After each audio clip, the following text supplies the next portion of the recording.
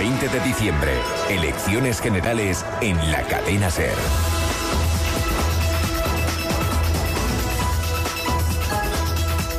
1:17 del mediodía, continuamos, seguimos en el 102.3 de la FM, seguimos en Hoy por Hoy Madrid Oeste, y esta música, esta sintonía que nos está acompañando a lo largo de todos estos días, una sintonía que nos marca el momento de hablar del 20 de diciembre, de hablar del día en el que los españoles están llamados a las urnas en las elecciones generales, y durante estos días lo que intentamos hacer es conocer a los políticos que se presentan por Madrid, de los diferentes partidos, de los principales partidos de nuestro país, conocer sus propuestas, sus ideas y lo que van a proponer para el futuro de España. Unas elecciones históricas, una cita electoral histórica donde todos nos jugamos mucho. En la jornada de hoy nos vamos a quedar con Unidad Popular, una plataforma política que nace del acuerdo de diferentes formaciones. Yo creo que mucha gente la coge o la denomina cercana a Izquierda Unida, lo que podríamos conocer como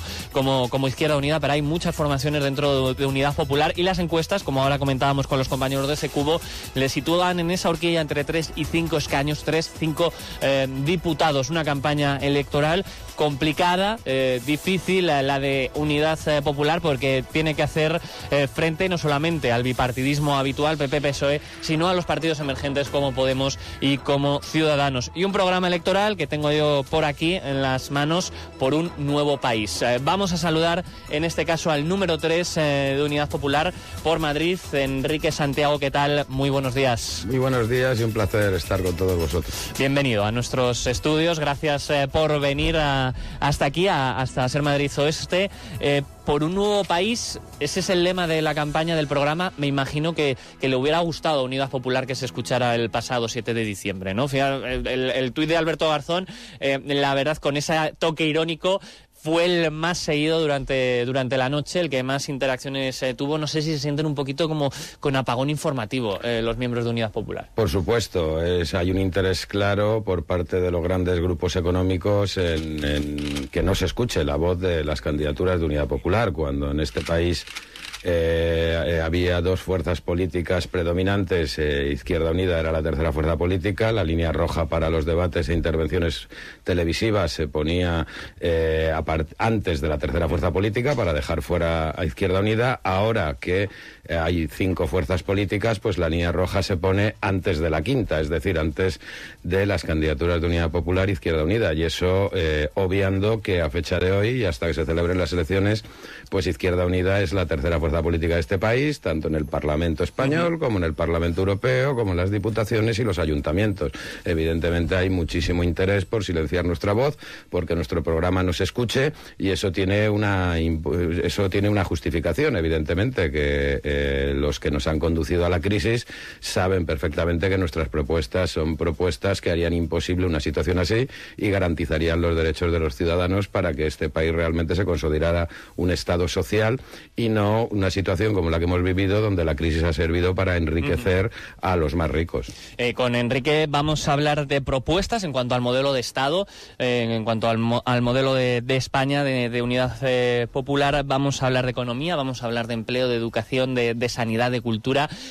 Van a ser siempre propuestas muy concretas, ya se lo pido al candidato, se lo pido a Enrique, muy directas, pero antes, ¿qué feeling están encontrando de la gente cuando colocan una carpa, cuando van a un acto, cuando van a un evento, cuando presentan propuestas? En este caso Alberto Garzón ahora mismo estaba presentando las de igualdad. ¿Qué feeling están encontrando en el posible votante de Unidad Popular? Muchísimo interés y una constatación. O sea, nuestro candidato y los actos que estamos realizando, pues está llenando polideportivos, está llenando plazas, está llenando calles, y no cabe duda de que los ciudadanos y las ciudadanas pues reconocen en las candidaturas de Unidad Popular a personas que han estado luchando por sus derechos en medio de la crisis, en lo más difícil de la crisis. Venimos de muy lejos, como dice nuestro lema electoral, y siempre nos hemos caracterizado por defender los intereses colectivos de toda la sociedad. El otro día podía acudir a una tertulia de enviados especiales, periodistas de otros países que trabajan aquí en España para sus respectivos medios, de Francia, de Alemania y tal, y comentaban que les sorprendía que muchas veces los partidos políticos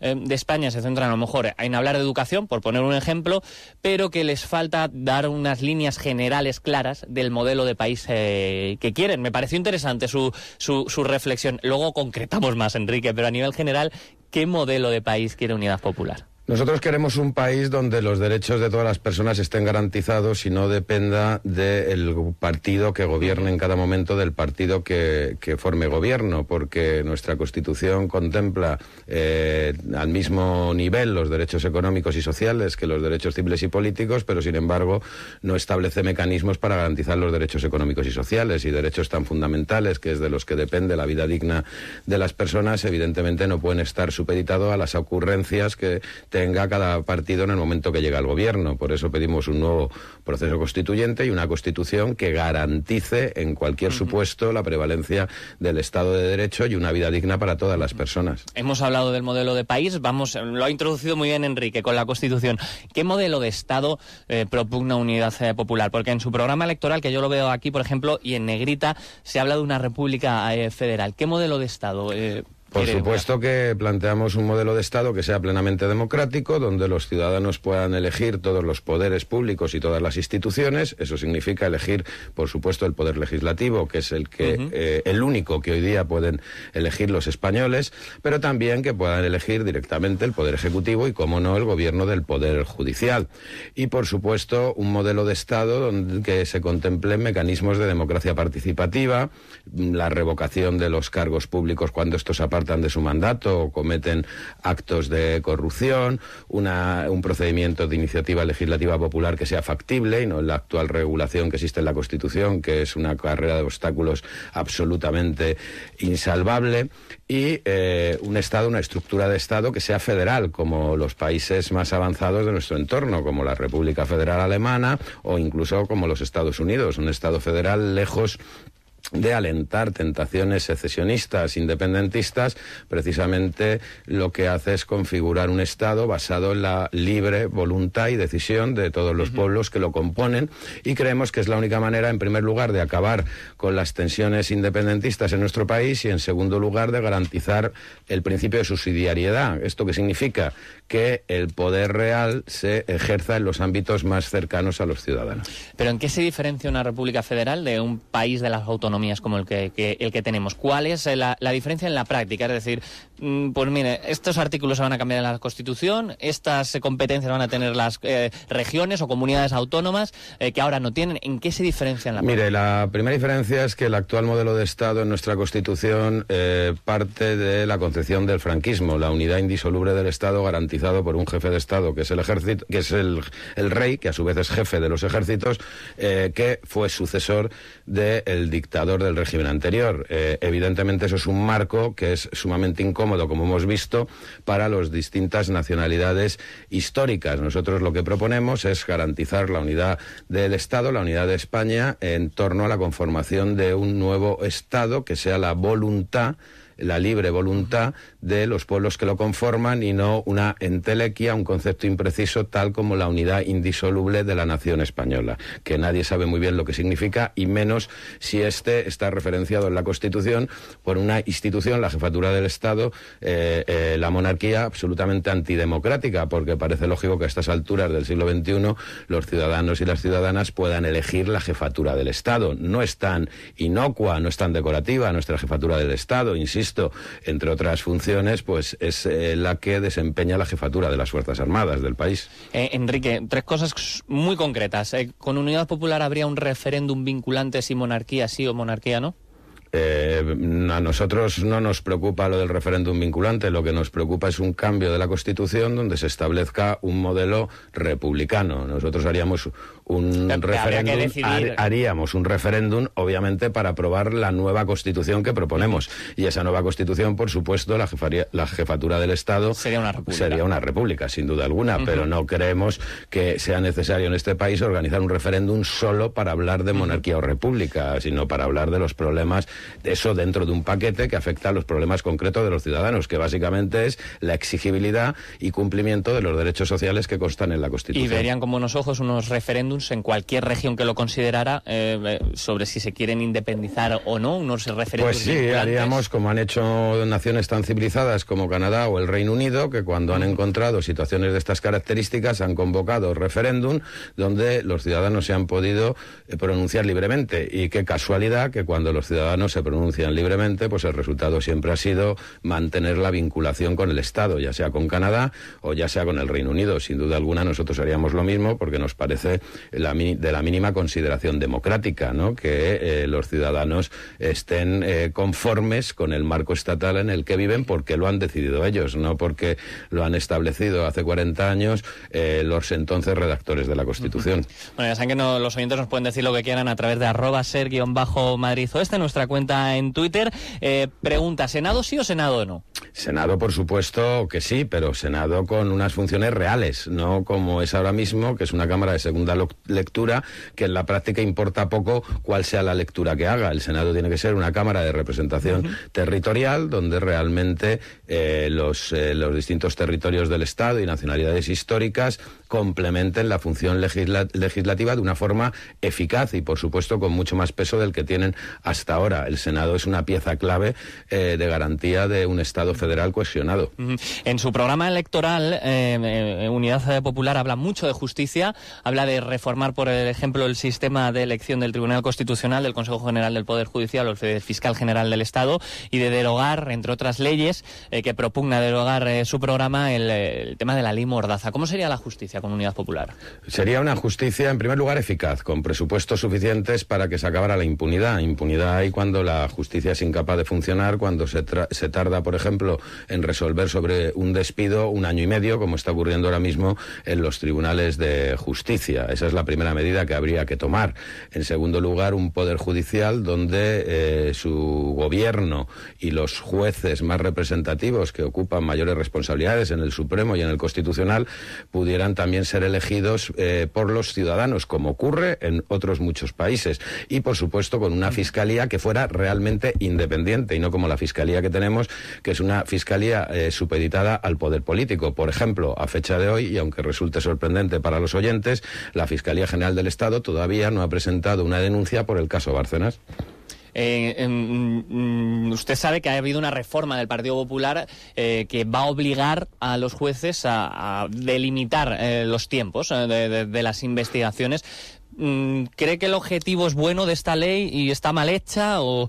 El Partido Popular, como es consciente que va a tener que abandonar el gobierno, lo que ha aprobado es una ley de impunidad para los casos de corrupción que le afectan. Por eso ha aprobado en esta nueva ley de enjuiciamiento criminal un periodo máximo de instrucción de los sumarios de 6 meses, prorrogable en casos excepcionales a 18 meses, pero ni siquiera a petición del juez, sino a petición del fiscal, que mientras que siga controlado por el gobierno, pues en muchos casos ni siquiera pedirá esa prórroga. 18 meses con el estado actual de los juzgados en nuestro país es tiempo más que insuficiente para instruir más casos complejos, más jueces y más medios, y una reforma del procedimiento judicial de forma que se puedan establecer mecanismos mucho más simples y que no se equiparen pues sumarios tan complejos como los casos de corrupción a cuestiones cotidianas de debate o de confrontación entre intereses de particulares, evidentemente. ¿Cuál es el modelo económico de Unidad Popular? Nosotros defendemos una economía al servicio de las personas, donde haya un reforzamiento importante del tercer sector y donde el sector público, tal y como dice la actual Constitución, aunque no se cumple, sea el que garantice la actividad económica del Estado. Y la actividad económica, sobre todo, dirigida a que en nuestro país haya innovación, haya desarrollo, haya sectores realmente competitivos en la escena internacional y rehuir de esa clasificación que con el beneplácito de los dos partidos del bipartidismo se ha asumido, esa clasificación que ha hecho la Unión Europea, que ha establecido que España pues es un país de servicios, de camareros y de bancarios, que ni siquiera banqueros, ¿no? Evidentemente. ¿Y todo eso cómo se hace? Es decir, ¿en qué sectores, en qué...? Destinando los 60.000 millones de euros que se han dedicado, por ejemplo, a reflotar bancos privados sin que ni siquiera esos bancos posteriormente el Estado garantice a que den crédito a las pequeñas o medianas empresas, destinando todo ese dinero que tendrán que devolver los bancos a la creación de empleo público en muchísimos sectores, por supuesto un sector de atención directa a los ciudadanos, pero también, ya digo, en sectores de innovación tecnológica, desarrollo, formación y, ¿por qué no?, el Estado, a través de empresas públicas, debe también generar empleo y acometer, digamos, apuestas de desarrollo económico que el sector privado no está en condiciones o no puede hacer. Durante la campaña municipal y regional, más de un partido hablaba de la reindustrialización de la Comunidad de Madrid. En su programa electoral también se habla de reindustrializar España, pero ¿eso cómo se logra? ¿Cómo se traen inversiones o en qué ámbitos de la industria ustedes creen que España debe de ser una potencia mundial? Mire, en primer lugar, aprovechando la formación que tenemos de nuestros recursos humanos, de las personas. Lo que es inaceptable es que sean cientos de miles los jóvenes formados, una de las generaciones 51.000 personas han ido de España, más formadas de la historia de nuestro país, que tienen que abandonar, con lo que ha costado a este país que esas personas se formen correctamente, tienen que abandonar el país para irse a trabajar a Alemania o a otros países. Eso es lo primero, retener esos recursos humanos, porque eso también permite competir frente a otras economías, ¿no? En segundo lugar, es necesario invertir en desarrollo y en nuevas tecnologías, por ejemplo, que nuestro país, con las horas de sol que tiene o con las capacidades marítimas o eólicas, pues sea un país atrasado en una de las tecnologías, industrias punteras a nivel mundial, como son las energías alternativas, pues es algo que evidentemente solo puede responder a intereses económicos muy concretos, en concreto del sector eléctrico actual, al cual subvencionamos, ¿no? Y en tercer lugar, potenciando un amplio sector de creación de empleo relacionado con la atención a las personas y los servicios sociales. ¿El impuesto al sol habría que derogarlo también? Pues, hombre, por supuestísimo, ¿no? Porque de hecho lo que ha provocado el impuesto al sol ha sido el hundimiento de todas las industrias que trabajaban la energía solar. Algo sorprendente que Alemania esté ahora mismo multiplicando por 4 la producción de energía procedente de la energía solar respecto a España, cuando nosotros tenemos 4 veces más luz solar que Alemania al cabo del año, ¿no? No hay duda que eso ha sido una opción política para favorecer a los combustibles fósiles y sobre todo a las grandes empresas que negocian con los combustibles fósiles. Como ven los oyentes, vamos juntando medios económicos o la España económica con el ámbito del empleo. La cantidad de parados que tiene este país, a pesar de que en los últimos meses esté bajando el paro, esté bajando el desempleo, pues nos tiene que hacer sonrojarnos a todos, al igual que las condiciones de muchos puestos de trabajo. ¿Cuáles serían las 3 principales propuestas de Unidad Popular para el empleo? Bueno, yo dudo que esté bajando el desempleo, porque los puestos de trabajo que se crean no tienen la más mínima calidad. Es decir, contrariamente a la Constitución habla de que los trabajadores tienen derecho a un salario digno que les permita llevar una vida decente. En nuestro país ya tenemos el fenómeno que antes no existía de trabajadores en situación de pobreza a pesar de trabajar. En primer lugar, por supuesto, hay que subir el salario mínimo. En segundo lugar, hay que reducir las jornadas de trabajo. En tercer lugar, hay que acometer la reforma de la legislación laboral respecto a los despidos. Nosotros lo que proponemos es que haya únicamente 2 modelos de despido: el despido disciplinario, cuando este es justificado, y el despido por causas económicas, objetivas económicas exclusivamente, ¿no? Y, por supuesto, vincular la causalidad en la contratación a las necesidades reales de las empresas y no como ocurre ahora mismo, donde la contratación no es una contratación vinculada a un objetivo, sino que en la práctica es una contratación exclusivamente temporal al interés de las empresas, ¿no? Y por supuesto lo que entendemos es que tiene que haber una reforma del sistema de seguridad social, por ejemplo, para que los autónomos no sufran el mismo peso en cuanto al pago de cotizaciones que las grandes empresas, porque de esa forma es absolutamente ¿Cómo imposible. pagarían? ¿Cuál sería la fiscalidad a nivel de impuestos para los autónomos con Unidad Popular? No estoy hablando exactamente de fiscalidad, sino de cuotas a la seguridad social. Lo que estamos planteando son unas cotizaciones a la seguridad social en función de los ingresos acreditables por el autónomo, que haya una escala móvil igual que tienen las empresas en función de los salarios que pagan. Las empresas cotizan a la seguridad social en función de la cuantía del salario. Lo que es sorprendente es que los autónomos tengan que cotizar a un tipo fijo al margen de lo que ingresen en cada momento.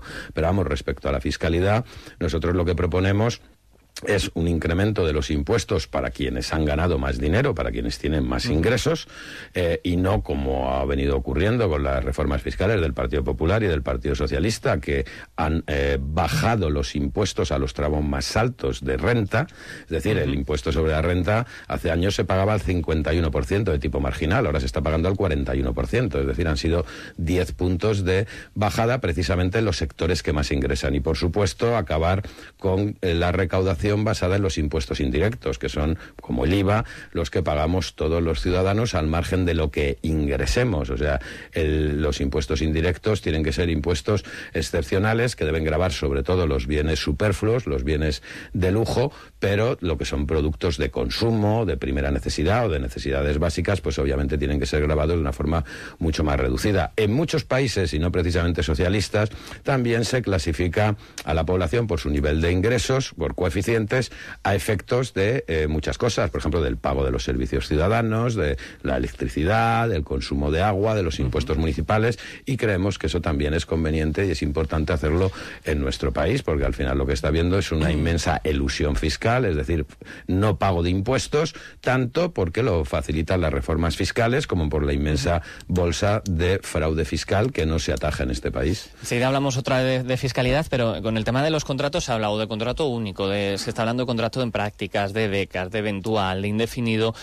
No sé si Unidad Popular aboga por acortar el número de tipos de contrato en España, y cómo podríamos acabar con un lastre que tienen los jóvenes en nuestro país, que pasan de beca en beca, de 400 en 400 euros, y se plantan en 30 años y no tienen acceso a un contrato de Nosotros estamos en contra de que al final la forma de contratación de los jóvenes sean contrataciones encubiertas a través de becas. O sea, evidentemente las becas tienen una función, que es complementar los estudios. ¿Y con eso cómo se acaba? Bueno, pues regulando que sea imposible disfrutar de becas laborales asimilables a contratos de trabajo una vez que la formación de esa persona ha concluido. Cuando la formación de esa persona ha concluido, ya lo que corresponden son contratos de trabajo. Al margen de que, y para eso hay mecanismos de formación continua en manos del Estado, de que se continúe formando a esos trabajadores. ¿Habría que poner un límite de número de becarios, por decirlo de alguna manera, a las empresas, o habría que poner...? No, vamos a ver, nosotros lo que creemos es que en las empresas, cuando las personas, no jóvenes, las personas han acabado su formación,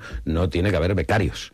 Los becarios, lo propio es que se mantengan mientras que están en actividad de formación, no cuando... Sí, bueno, pero ahora las empresas muchas veces piden convenios. Oye, estudiate cualquier cosa, un convenio y venga. Sí, todo eso es contrato de escasa calidad, que lo que provoca es este fenómeno de que hay trabajadores que realmente ni cotizan para la pensión de jubilación, ni cotizan para el desempleo, ni tienen un salario que les permita vivir dignamente, y con eso hay que acabar. Es decir, que en este país ha habido muchísimo dinero para sanear sectores absolutamente incompetentes, privados, a la hora de gestionar su propio funcionamiento, como la banca privada, pero sin embargo no hay dinero para crear empleo o para pagar las prestaciones por desempleo.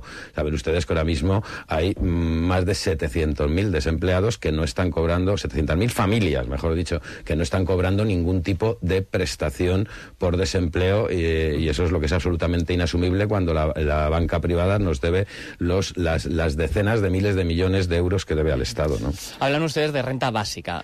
¿A partir de qué nivel de ingresos? ¿Para quién? Un poquito cómo se articula todo eso. Creemos que tiene que haber una renta básica que debe ir subiendo paulatinamente. No vamos, por supuesto, no proponemos en el programa que de entrada esa renta básica sea equiparable al salario medio. Lo que proponemos es que esa renta básica, un ingreso mínimo garantizado, mejor dicho, se establezca ahora ya, en el momento que lleguemos al gobierno, en el equivalente a un salario mínimo, a partir de 530 euros, y paulatinamente cada año de la legislatura continúe subiendo en la medida de la disposición presupuestaria que haya. ¿Para todo el mundo? Para todo el mundo que está buscando empleo y no consigue empleo, evidentemente, no para todo el mundo. O sea, nosotros estamos en contra de subvencionar los contratos de trabajo, porque pensamos que eso no subvenciona al trabajador. Eso lo que hace es, en primer lugar, subvencionar a las empresas y, en segundo lugar, mantener unas condiciones de contratación indignas. De hecho, en los países donde existe ese mecanismo, en ningún caso ha supuesto la creación de más empleo.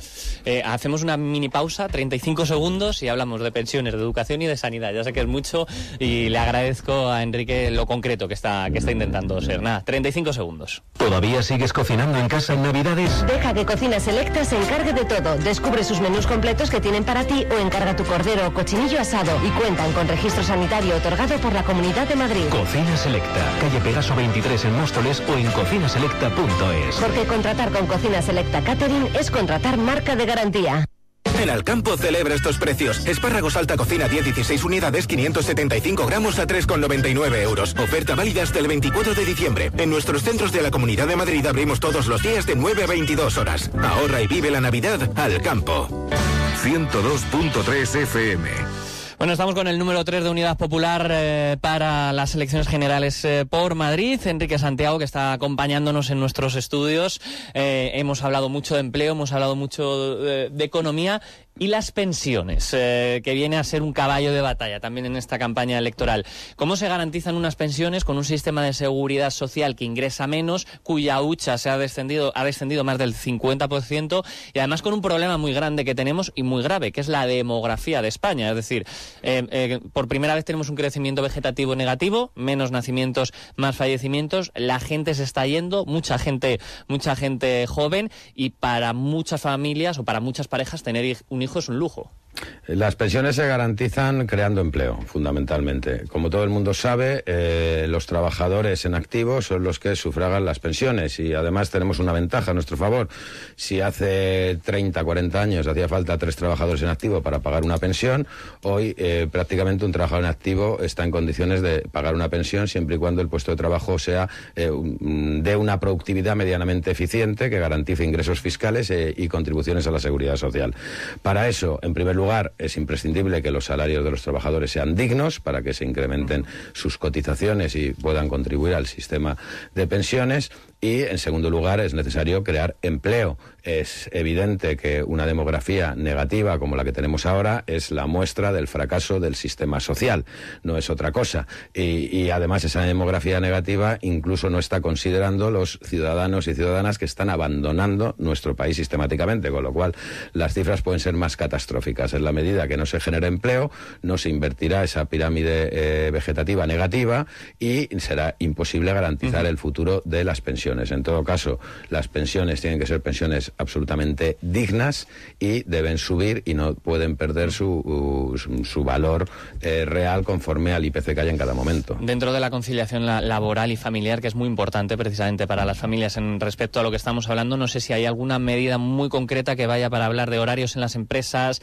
de recortar el tiempo de comida, de prohibir horarios partidos o jornadas partidas en determinados sectores. No sé si hay alguna medida en ese ámbito. Nosotros básicamente lo que estamos proponiendo es que la igualdad entre hombre y mujer llegue a todos los extremos y, por supuesto, en el ámbito laboral y familiar. En primer lugar, todas las prestaciones de carácter laboral por maternidad, conciliación de la vida familiar y laboral que actualmente se contemplan para las mujeres, sin ningún tipo de limitaciones, deben contemplarse igual para los hombres, porque es la única manera de que las mujeres puedan realmente acometer una carrera profesional y laboral en igualdad de condiciones y que prime la igualdad. Y ello, evidentemente, sin ningún tipo de pérdida de garantías sociales o de menoscabo del pago de cotizaciones sociales. Por supuesto, creemos que en cualquier sociedad moderna, donde priman las tecnologías de la comunicación y de la información, los horarios de trabajo se pueden adaptar de forma abierta a las necesidades de conciliación de la vida laboral y familiar.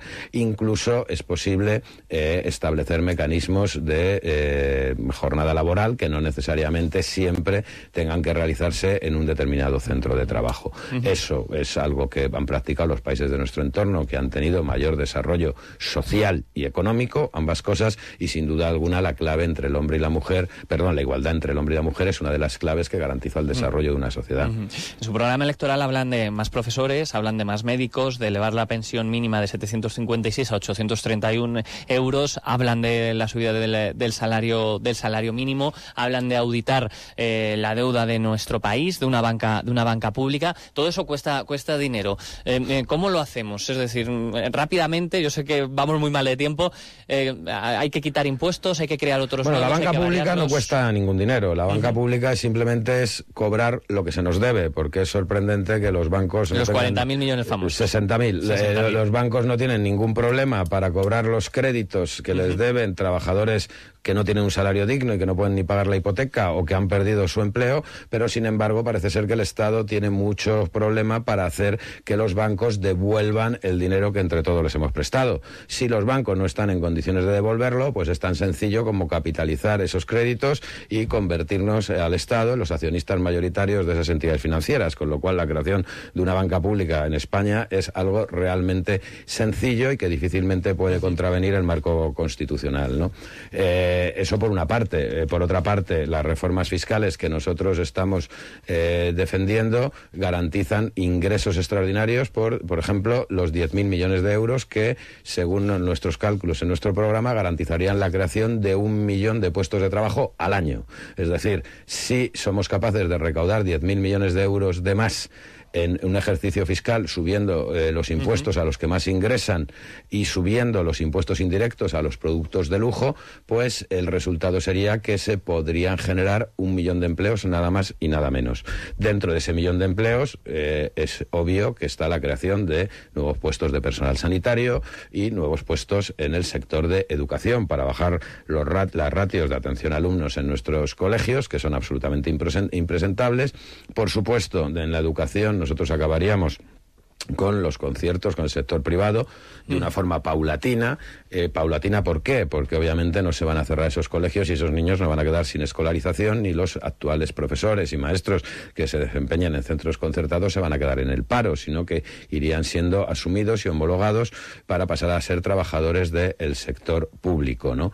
Y lo que entendemos es que, en todo caso, todo el mundo tiene el derecho que quiera para llevar a sus hijos a un centro privado o a un centro con una ideología no precisamente religiosa o con una determinada ideología política, pero lo que no tenemos es la obligación, el resto de los españoles y españolas, de pagar esos antojos. Lo que tenemos que tener es una educación pública y de calidad, y es a lo que aspiramos. Y, por supuesto, derogar la LOMCE. Pero, en todo caso, estas propuestas en materia de educación, hoy los ciudadanos de Móstoles las podrán oír mucho más directamente a las 7 de la tarde en el Colegio Público Rafael Alberti, donde va a haber un acto concreto para presentar nuestras propuestas en materia de educación. Dígame una medida en el ámbito sanitario.